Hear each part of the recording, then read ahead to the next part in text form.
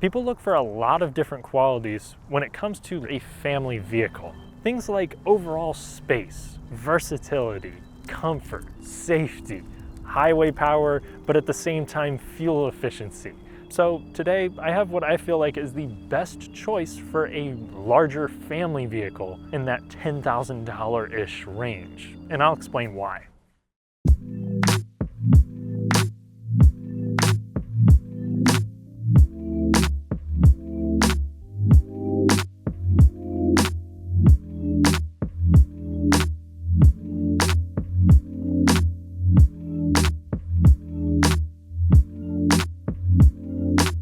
If you haven't done so already, please consider subscribing and hitting the bell for notifications. That way you get quality content and I get closer to making this my career. Thank you. Now back to the review. This generation of Toyota Sienna debuted for the 2004 model year and lasted all the way up to the 2010 model year. Main competitors were obviously the Honda Odyssey, which received a major redesign in the 2005 model year, and I'm going to reference that vehicle a lot here. You also had players like the Kia Sedona, Grand Caravan, the oddball Nissan Quest, and a couple others. When it comes to design, you had a little curve here and an edge here. They're pretty simple, far from bold, but it's a minivan. It's not pretending to be anything that it isn't. When it comes to lights, you have multi-reflector halogens on most models with an optional HID on the limited spec, which I should also mention the trims here briefly. For the entirety of the generation, you had the base CE trim, then the LE, then the XLE, and then the XLE Limited, or later just Limited. Those aforementioned HIDs were matched with adaptive cruise control. Yes, you heard that right. I can't imagine that it was near as refined as what we have today, but it was available on the limited trim since 2004. While you let that sink in, it would be a good time for me to thank the kind folks over at Royal on the Eastside for loaning me this fine Sienna for my review. If you're looking for something new, used, or just plain cool, check them out. If you wanted fog lamps, they were optional on the XLE trim, which is what I have right here, and standard on the limited. Fun fact, this has the same ground clearance as the previous gen Toyota RAV4s. Walking around the side of the Sienna, the egg shape continues here. However, this allows for very large windows and great visibility, which most people in this segment would care about. Now you do have 16-inch Steelies with hubcaps standard on the base Sienna and the LE trim. There's 16-inch alloys standard on the XLE with an available 17-inch alloy like we have here, with 17s on the limited as standard. You had a lot of configurations here. The XLE and limited did have power doors and power rear tailgate as standard. Oddly enough, a power rear passenger side door only was available on the LE. Since this is a used car review, one issue these suffer from is paint peeling, fade, or chipping, especially in earlier models. This one has no such problems. You did have remote keyless access standard on every trim, which is great considering how cheap the base trim was when new. Around the rear of the Sienna, there's not too much design going on here. No spoiler, no swanky bumpers, no pop-out glass or anything like that. It does have a power rear gate if you get the XLE trim, but it functions in a weird way. It works with the remote key, but it doesn't work if you just grab it. If you just push the release on the trunk, you have to lift it up manually. And then when you try to lower it, it beeps at you and then takes care of the job itself. If you'd like to back up the Sienna with confidence, sensors and a camera are available on the XLE trim, standard on the limited. Anyway, at this point, I've hammered home that this is a pretty no-frills vehicle, and when you step on the inside, it definitely becomes a little bit more accommodating. Even though I'd never label this as fancy, this cabin has quality that's just downright impressive for a 13-year-old vehicle with 141,000 miles on the clock. These panel gaps are still really well kept. You press on the panels, there's not really creaking or anything. Everything that you really interact with still feels solid to this day. And the materials here, for the most part, are nicer hard plastics, which might not look as pretty as what you'll find in the Honda Odyssey, and where you rest your elbows. It's really nice and plush with these swing out armrests. And really, you have to focus on the comfort and convenience of this cabin to get over how dated it feels in comparison to the Odyssey. I should note that people have reported cracked dashboards in earlier models. This one looked great and had near new car fit and finish. What I think is going to stick out most to people who care about these kinds of cars is storage. Oh my God. When it comes to cup holders, there are 7 that are accessible to the front seat passengers here, and there is cubbies galore. I mean, like, just everywhere that you could possibly think of. Even in the armrest, you can open it up and there's a little bit of storage in there. You have a nice cubby here. You have a pretty sizable center console here with 2 cubbies in it. You have 2 glove compartments. You have another little tray right here. I mean, it's just immense and the dream car for a hoarder. And I also really like the steering wheel. It's like appropriately sized and just super smooth. The leather finish is really nice here on the XLE trim. If you have a desire for pain through archaic touchscreens, you could get navigation on the XLE trim, which was standard on the Limited. This does give you the backup camera though. Cloth was standard on all except the Limited, but most people took the optional heated leather seats on the XLE. Standard, these things got 6 speakers, which are surprisingly adequate. If you want your minivan to bump, you could get a 10-speaker JBL system with a subwoofer on all but the base trim. That JBL system also came with Bluetooth capabilities in later model years. Unfortunately, 3-row side curtain airbags and front side airbags were optional on lower trims until they were made standard in 2006. Seat comfort is great. You have plenty of adjustability, including lumbar. There's very little bolstering, but as you'll find out here soon, the cornering abilities will make sure that the bolstering isn't much of an issue. But the seats themselves are pretty plush. The leather doesn't feel very expensive, but it does feel durable, which again, I think more people will care about in this kind of vehicle. I also think that some people will really love how freakishly wide these front doors can open. There is an outrageous amount of space for the front seat occupants. I could have a Lincoln top hat on and I would probably be okay. The back seat of the Toyota Sienna allows one plenty of space here, but also it gives you the same soft seats here. It's really quite a comfortable place to be.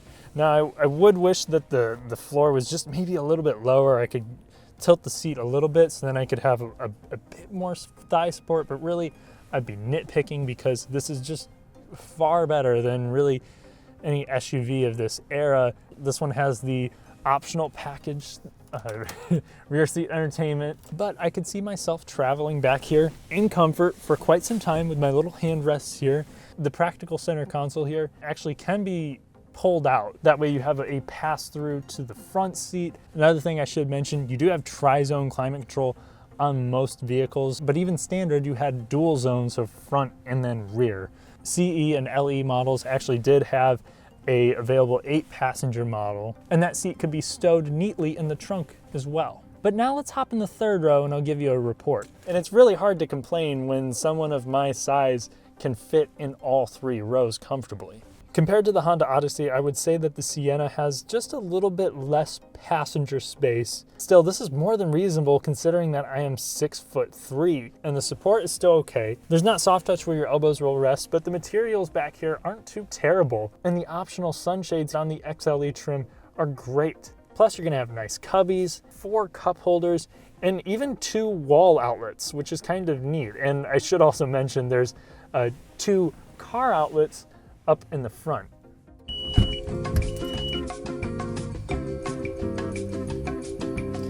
In the back of the Toyota Sienna, we're gonna find an exceptional amount of room, especially behind the 3rd row.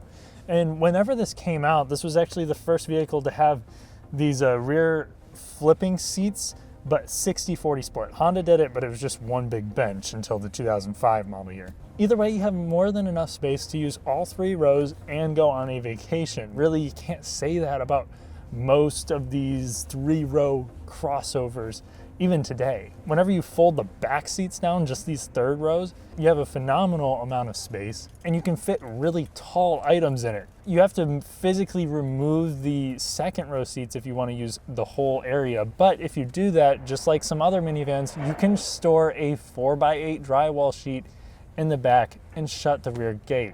But so far we haven't actually driven it. We just know that it has a lot of space. It has a high quality yet pretty dated interior, but none of this matters if it drives like shit. So let's see how it handles.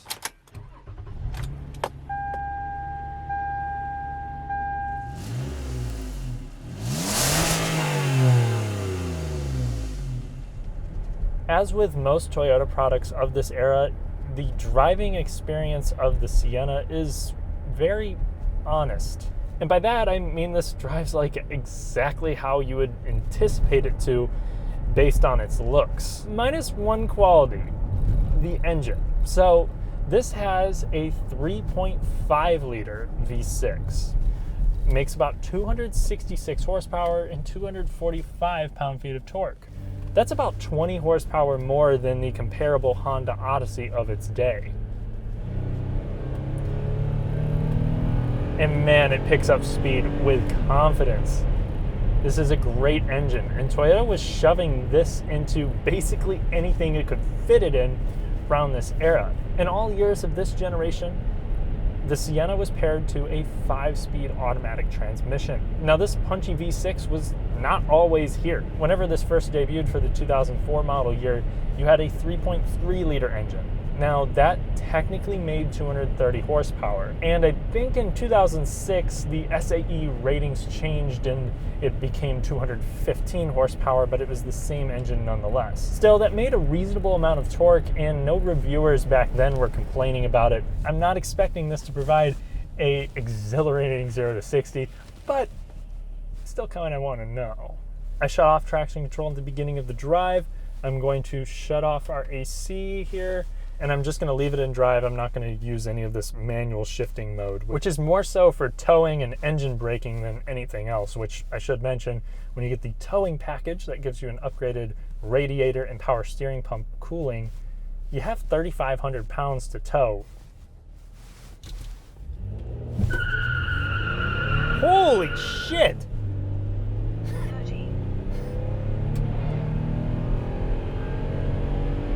So I wasn't expecting it to have that much wheel spin, so we're gonna take a little bit more conservative approach to a launch here and see what we can get.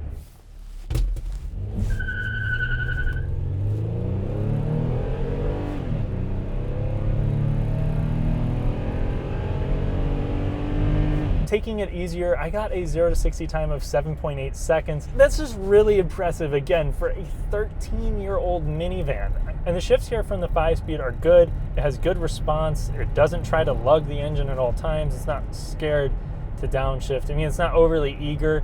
You do still kind of have to prompt it, but really this transmission hasn't become a nuisance to me. And that's the most important thing to me when purchasing an automatic transmission. And you could get all-wheel drive in all Sienna trims except for the base CE, which is a standout feature and a distinct advantage of going with a Sienna, and that's still the case today. Now, around these corners, obviously this thing is not going to handle with sports car precision, or really car precision. I mean, I feel relatively confident through here. The steering does not have really any play. There's not any kind of like loose, nasty feeling here, despite this having 140,000 miles and most people neglecting these like Walmart boots. But just because mechanically this feels very solid doesn't mean that it was a competent performer at any point in its life. You do feel, especially when the roads are rough like this, it doesn't have the confidence of the Honda Odyssey. This does have a torsion beam rear suspension versus the Odyssey's 4-wheel independent. The Sienna reminds me of an awesome barbecue place in Texas. You know, their food is fantastic, but the building itself looks like it was financed for 30 grand in the 80s. And the tables have this red cloth on them. Toyota made the Sienna a great family car, but cut corners where they knew most wouldn't care. It is not fun to drive in any way outside of occasional burnouts. The brakes are okay, aesthetics were given little attention, the cabin is a bit noisy over imperfect roads, and it's less composed than the Odyssey around corners or rough pavement. But these were probably not deal breakers to its target audience back then, and I think that holds true today. Plus, it's still quite comfortable. Not much really crashes through the cabin. There's just a lot of sway here, body motion. back then, I mean, automakers just weren't as good at making vehicles handle smaller than they really were. I mean, even comparing this to the new Sienna, which is often criticized as not handling as well as some other competitors, that is a league ahead of this. It's just noisy and it barrels through these corners. Now, when it comes to the steering, I'm just again surprised at 140,000 miles, mechanically how well this feels. The steering is northern winter numb and it is slow. It's what you expect when driving a minivan. It's not going to shock you in any way. I'm just glad that for this type of vehicle, it's light and easy. And it's also a worthy note that the turning circle is pretty impressive. Since it's quite easy to get in a comfortable position and the suspension itself is pretty forgiving, this could be a really good road trip vehicle. The engine there is silky smooth. It has plenty of passing power, and I really wouldn't say the noise levels are offensive in any way. When you consider the inflated prices of SUVs these days, especially on the used market, I think one of these is very attractive. Now, all-wheel drive models did have a little bit more reliability woes than the front-wheel drive models, but still, if you're comparing one of these to an SUV, the all-wheel drive factor there is probably a big player for you. That brings us to reliability. These are okay, but best in the segment. The most major issue that I have not mentioned yet would be the oil cooler hose, which can cause engine failure if not caught in time. 3.3 liter engines had occasional sludging issues, so change the oil very regularly. Some transmission issues were reported, along with excessive brake wear. Later model years tended to have less problems. Still, according to Consumer Reports and CarComplaints.com, this is a little more dependable than the Honda Odyssey on average, making it best in class technically. My tester has held up pretty well mechanically despite some pretty visible use. Overall, while I would personally prefer an Odyssey over this for reasons that I've already highlighted, I think this is the best pick for a family on a $10K budget. I'd pick the Honda because it's more fun to drive and feels more fresh. However, I think the Sienna is better for a family because I never hear anyone talk about how they loved their van because it could carve corners. I used to work in car sales and I'd always ask people about their current or previous vehicles. When it came to vans, they would explain how they loved the amount of stuff they could shove in it, or how comfortable it was, or how easy it was to drive, and that it had 250,000 miles when they gave it up. The Sienna is crazy practical, quite comfortable, very approachable behind the wheel, and probably the most dependable or least unreliable van in the class. It's boring. If you can get over that, you'll have what I think is the most well-rounded family car out there in this budget. Thanks for watching. If you enjoyed the video and want to see me review something that isn't a minivan, subscribe and hit the bell. Also, thanks to your support, I just quit my full-time job, so I'll discuss that here soon. See you in the next one.